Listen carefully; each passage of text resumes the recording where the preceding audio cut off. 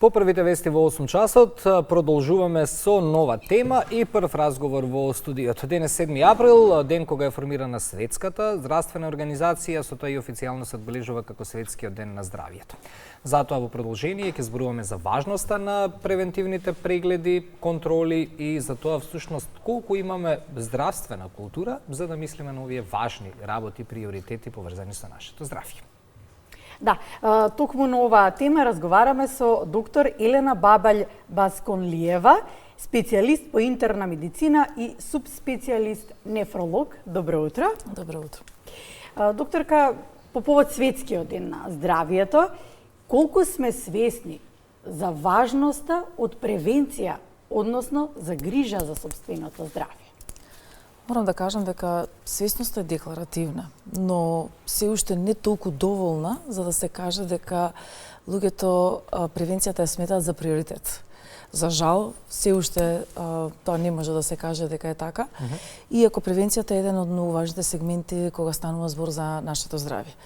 Така да во тие делови мислам дека треба многу повеќе да се проработи во однос на таа превенција. Зошто повеќе одеме на доктор кога имаме проблем, а не превентивно? Каде лежи тука клучот за да ги промениме навиките? Па клучот лежи во самото општество. Мислам, не сакам да бидам погрешно сватена, ама не само си ги разговараме, гласно работите. Како лекар во високо развиените општества превенцијата почнува од самиот здравствен систем.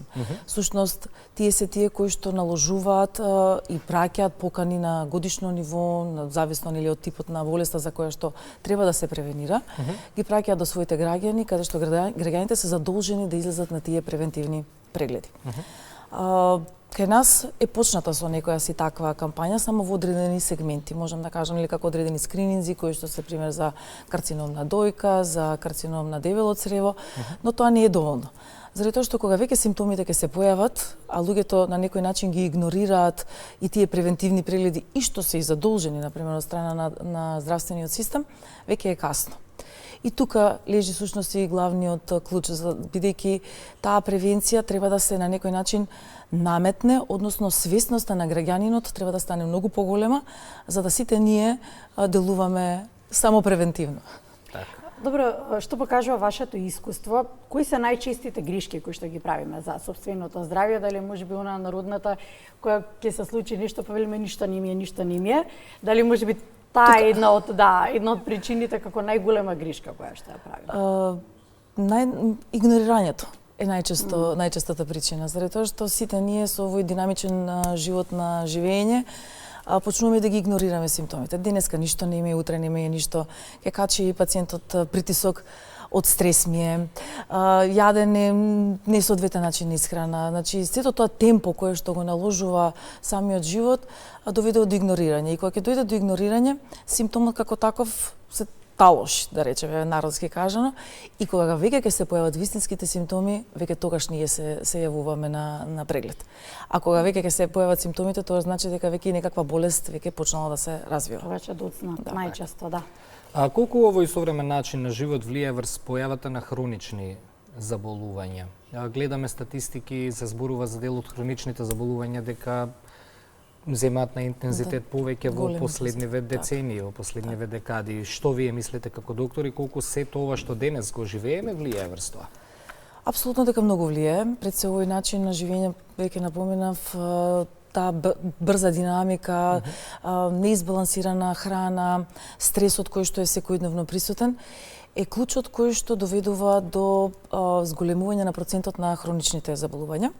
Кога станува збор за кардиоваскуларни заболувања, тука е хипертензијата како еден од главните, првите симптоми кои што се појавува, коронарната болест, дијабетот, во се поголем замав, можам да кажам, инсулинот со инсулинската резистенција, односно хиперинсулинемијата, која што е застрашувачки, можам да речам дека овој начин на исхрана го доведува сето тоа. И сето тоа на некој начин се рефлектира кон други хронични болести, кои што се, например, од нефролошки аспект, од ендокринолошки, значи сето тоа е некако во внатрешните болести е некако врзано еден со друг, ама овие се некако три потесно поврзани каде што пациентите не циркулираат, не циркулираат секојдневно. Како субспецијалист нефролог, дали бубрежните заболувања се откриваат навреме или најчесто доцна? Што вели праксата? За жал морам да кажам доцна. И често знам да го прокоментирам во амбуланта кога пациент ќе дојде на преглед, а кога ќе дојде веќе во напредна стадиум на бубрежна слабост. И тука знам да го прокоментирам моментот дека нашиот здравствен систем не прави доволно. Тоа значи дека пациентите можат многу лесно да се исследуваат уште кај матичните лекари. Затоа што тука почнува првиот скрининг, каде што секој пациент кој што е диабетичар, кој што е со хипертензија или со коронарна, кардиоваскуларна болест, би требало да се направи барем, ако ништо друго, еднашка годишно некаков тип на испитување. Некако се да речам, занемарува тој момент, а и недоволно му се објаснува на пациентот што треба да прави. И всушност, кога сите пациенти ги имаат овие веќе болести, матичните лекари се должни да го пратат барем еднашка годишно на субспецијалистички преглед. Во случајов нефролог, кардиолог, сам ендокринолошки, они секако се испитуваат, но баш заради тие работи, за да се најде момент за превенција, односно и денешната медицина со сите лекови баш може тоа да го дозволи да направиме да не настане уште поголема прогресија на болеста. Така. Кои симптоми генерално луѓето најчесто ги игнорираат?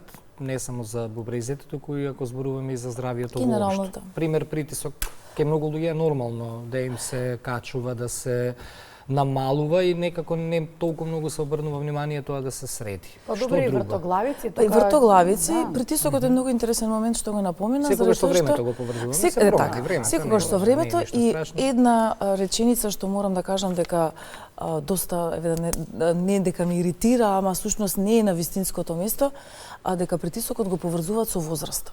Притисокот апсолутно нема возраст. И секој ќе имам 150, а според возраста супер ми е притисокот. Апсолутно дека не е така. Значи се знае во кои граници треба да стои притисокот и така и треба да се, и кога се дава терапија, така треба и да се одржува. Тоа е еден, например, симптом кој што пациентите го игнорираат. После тоа отоци ќе појават, главоболката, вртоглавицата, тие се на некој начин некои почетни симптоми. Ако се појават, например, отоците или ќе се појави промена во бојата на урината, например, или ќе се пењаста урина ќе се појави, нема да го заприметат на почетокот, ама по известен период кога ќе сватат дека тоа е некој континуитет, веќе тогаш ќе почнат, тогаш всушност се јавуваат на лекар. Добро, сега ако зборуваме цело време за навреме откривање, важноста на рутинската лабораторија. Што таа може да открие и дали една регуларна крвна слика може да биде иницијална каписла за подетални испитувања. Апсолутно дека тоа е иницијална каписла, заради тоа што колку често да се прави годишно таа крвна слика? Доколку станува збор за здрава популација, значи тоа всушност би требало барем еднашка во годината да го направи секој. И може преку дури и матичните лекари имаат некоја си одредба каде што имаат исполнување на цели, каде што пациентот е задолжен да дојде кај матичниот преглед барем да ја направи таа рутинска лабораторија. Со таа рутинска лабораторија многу работи може да се откријат. Всушност, промената во урината ќе се види дали имате например протеини, каде што протеините индиректно, односно индиректно и директно ќе насочат дека треба пациентот да се прати на нефролог. Маснотиите, односно липидниот статус ќе даде насока да се прати на кардиолог. Ензимскиот статус ќе даде насока да се прати на гастроентерохепатолог. Значи има индикатори кои што можат да го насочат и матичниот лекар, всушност да знае каде да го проследи понатака пациентот и се од есенцијална важност дека треба да се прават барем еднашка годишно, ако не и 2 пати годишно во согласност за каква болест има самиот пациент. Зборуваме и за здравствена култура од аспект на пациенти, меѓутоа ајде малку и од аспект на систем. Што заеднички треба да се колаборира, да се направи заедничка колаборација, што и тука системот може да придонесе, за да заеднички градиме здравствена култура, бидејќи не можеме да го игнорираме моментот дека дел од пациентите ќе кажат па дури денес и да се закаже една обична крвна слика, навистина треба време, едноставно е голгота и тоа не можеме да го заобиколуваме. Не сме Скандинавија, се жал колку тоа и да ни е така презентирано. Сега, што тука правиме, што треба да се направи да се и системот и пациентите за да изградиме поубава здравствена култура. Потребна една кохезија во однос на тој дел што спомнавте, пациентот од една страна, лекарите од втора страна и државата, односно здравствениот систем од третата страна, каде што треба да се подигне пред се свеста. Свеста се подигнува доколку се прават одредени кампањи. Од една страна, каде што на пациентот треба да му се даде важноста што носи превенцијата. Од друга страна пак, здравствениот систем треба да обезбеди и многу поголеми средства во однос на тие превентивни прегледи, затоа што и не за џабе Западот го прави истото, бидејќи во превенцијата, сушност и на некој начин се штеди. Да. Токму така, затоа што ти во болничкото лекување ги трошиш многу поголемите средства. И во тој аспект треба да се насочи многу повеќе во превенцијата и амбулантските прегледи и сушност на тој начин преку тие скрининзи кои што се прават и да станат задолжителни, ама во задолжителни во смисла дека пациентот мора да одговори на истото. Не дека тие праќаат еви за мамографија и порака ќе добиеш и сето тоа, тоа е сето во ред, тоа е супер. И така треба да продолжи во однос и на хроничните заболувања, значи не само во превенцијата на карциномите кои што исто така земаат замав во последните години. Значи, сушност, сите заедно треба да направиме нешто за да се подигне таа свесност за превенција. Да тргнеме индивидуално секој од себе, како можеме преку секојдневни навики да си го подобриме здравието или пак да го одржуваме на долг рок, дај Боже сите да успееме. Конкретно ќе зборувам и за вашата субспецијалност за бубрезијата, но ајде општо прво за целокупното здравје. Кои се тие секојдневни навики кои што треба да ги имаме? Пред се јас секогаш го издвојувам како првично е начинот на исхрана. Бидејќи исхраната во денешно време има многу големо влијание. Брзата храна екстремно води кон одредени хронични промени во телото, но и не само значи избирањето на доволно зеленчук, овоштие во исхраната. Значи тоа да не биде само брза храна која што секој од нас ќе ја земе попатно и ќе изеде. Значи буквално треба да си дадеме едно време самите на себе, каде што да се издвоиме барем ако ништо друго за еден убав оброк во смисла да биде збогатен со сите нутритивни вредности кои што треба да се внесат во човечкото тело. Од тука би почнало се, првено од исхраната, затоа што на пример за бубрежните болести исхраната е доста голем клуч. Кога станува веќе збор за напредната болест, каде што ние преферираме нископротеинска исхрана, значи таа е таа која што може да го подобри здравјето на пациентот.